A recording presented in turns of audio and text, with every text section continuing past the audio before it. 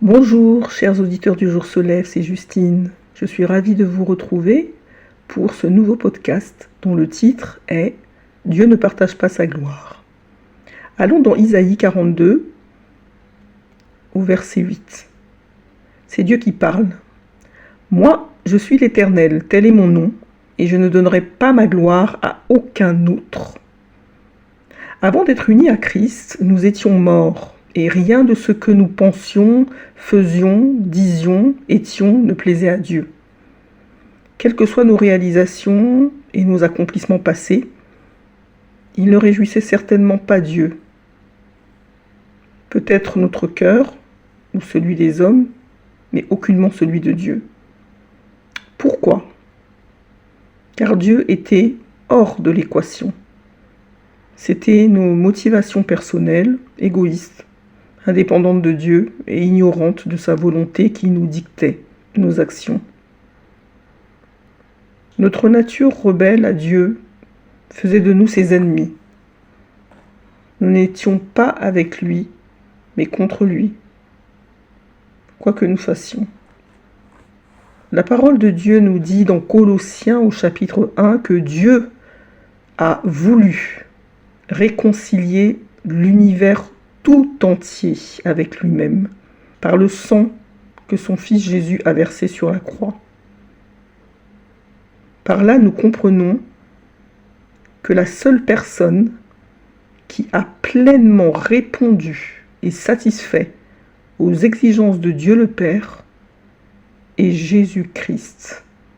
Seul, Christ crucifié, enseveli et ressuscité. Aussi, bien-aimés frères et sœurs en Christ, veillons chaque jour à ne pas nous attribuer une quelconque gloire ou fierté à notre sujet ou au sujet de ce que nous faisons pour Dieu ou au sujet de ce que nous sommes en Christ. Si je suis ce que je suis, si je fais ce que je fais, c'est grâce à mon intelligence, c'est grâce à mes diplômes, c'est grâce à mes compétences, c'est grâce à ma beauté, c'est grâce à mes relations. Cette pensée nous conduira certainement dans l'orgueil, conscient ou pas, et l'arrogance. Sachez que c'est l'ennemi qui nous a séduits par ses mensonges, en nous disant « tu le vaux bien, vante-toi », alors que c'est Dieu seul qui en est l'auteur et la source. Les apôtres l'avaient bien compris, et nous voyons que dans les épîtres, ils rendaient toujours la gloire à Dieu, en toutes choses. L'apôtre Paul, qui a écrit la majeure partie des épîtres, dit dans 2 Corinthiens 3, verset 5, « Ce n'est pas que nous soyons capables par nous-mêmes de concevoir quelque chose comme venant de nous-mêmes. Notre capacité, au contraire, vient de Dieu. » Toujours l'apôtre Paul, qui a écrit à l'église d'Éphèse, dans Éphésiens 2, au verset 8 à 10, il dit, au sein d'Éphèse, « Car c'est par la grâce que vous êtes sauvés, par le moyen de la foi. Et cela ne vient pas de vous, c'est le don de Dieu. Ce n'est point par les œuvres afin que personne ne se glorifie. Car nous sommes son ouvrage, ayant été créés en Jésus-Christ pour de bonnes œuvres que Dieu a préparées d'avance afin que nous les pratiquions. » L'apôtre Jacques également nous dit dans son épître au chapitre 1, au verset 17, « Toute grâce excellente et tout don parfait descendent d'en haut, du Père des Lumières, chez lequel il n'y a ni changement, ni ombre de variation. » Pour conclure, nous allons lire dans 1 Corinthiens 1, versets 28 à 31, Bible du Semeur, ce qui est écrit. Dieu a porté son choix sur ce qui n'a aucune noblesse, en parlant de l'Église, des chrétiens qui forment l'Église, des saints, des fidèles. Dieu a porté son choix sur ce qui n'a aucune noblesse et que le monde méprise, sur ce qui est considéré comme insignifiant, pour réduire à néant ce que le monde estime important. Ainsi, aucune créature ne pourra se vanter devant Dieu. Par lui, vous êtes unis au Christ, qui est devenu pour nous cette sagesse qui vient de Dieu. En Christ, en effet, se trouve pour nous l'acquittement, la purification et la libération du péché. Et il en est ainsi pour que soit respecté ce commandement de l'Écriture. Si quelqu'un veut éprouver de la fierté, qu'il place sa fierté dans le Seigneur. Non pas à moi, non pas à nous, non pas aux hommes, mais à Dieu seul soit la gloire en Jésus-Christ pour l'éternité. Amen.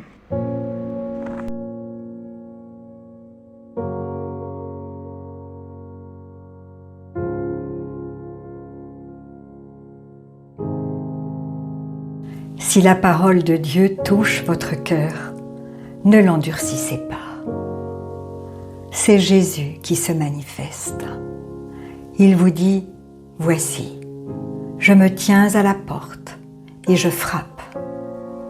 Si quelqu'un entend ma voix et ouvre la porte, j'entrerai chez lui. Je souperai avec lui et lui avec moi. »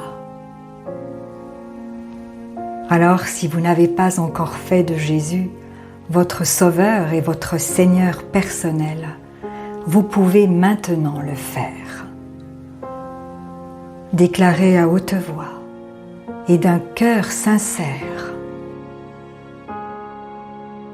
Père, je te remercie parce que tu as envoyé Jésus-Christ mourir sur la croix pour mes péchés.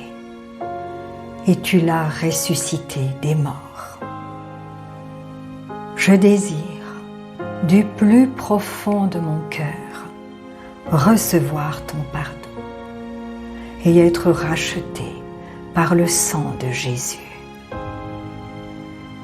Jésus, je t'accueille maintenant comme mon Sauveur et mon Seigneur. Je renonce désormais au péché et je veux te suivre tous les jours de ma vie. Au nom de Jésus. Amen. Si vous avez fait cette prière, dites-le nous simplement dans les commentaires. Nous prierons pour vous et nous nous réjouirons avec le ciel tout entier, car Jésus a dit, « Il y a plus de joie dans le ciel pour un seul pécheur qui se repent que pour 99 justes qui n'ont pas besoin de repentance. » Puis continuez de vous fortifier et de vous purifier par la parole de Dieu. La foi vient, mais elle ne vient que d'une seule source, de ce que l'on entend de la parole de Christ. Demandez au Saint-Esprit de vous guider et de vous éclairer. Il vous conduira dans toute la vérité. Il vous équipera pour toutes les circonstances de votre vie. Vous verrez que peu à peu, il vous révélera ce que ne peuvent comprendre ceux qui ne s'attachent pas à la parole. Car l'homme naturel n'accepte pas ce qui vient de l'Esprit de Dieu. C'est une folie pour lui, et il est incapable de le comprendre. Parce que c'est spirituellement qu'on en juge. Et ne restez pas seul. Trouvez une assemblée qui se nourrit de la parole et y est fidèle. Et s'il n'y en a pas autour de vous, demandez au Saint-Esprit de vous faire rencontrer des frères et sœurs qui, comme vous, ont le désir de connaître Jésus plus profondément, de l'aimer et de le servir tel que lui le désire.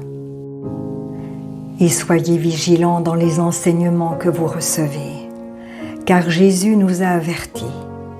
Plusieurs faux prophètes s'élèveront et ils séduiront beaucoup de gens. Et en toute chose, faites une confiance absolue au Seigneur et vous serez richement bénis.